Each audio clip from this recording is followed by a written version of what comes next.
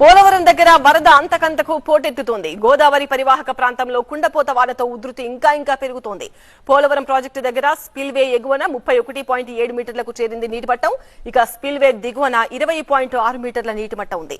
Polavaram project దగ్గర వరద ప్రవాహం దాదాపుగా 8 లక్షల క్యూసెక్కులకు చేరువలో ఉంది.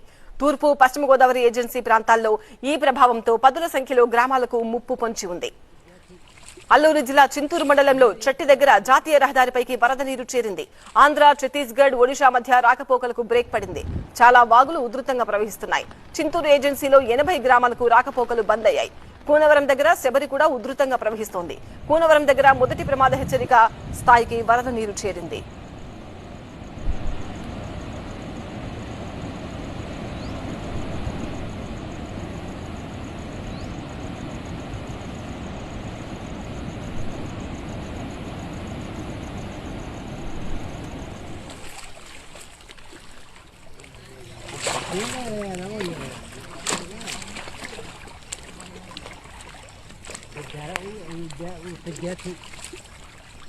అందరూ వెళ్ళిపోతారా మళ్ళీ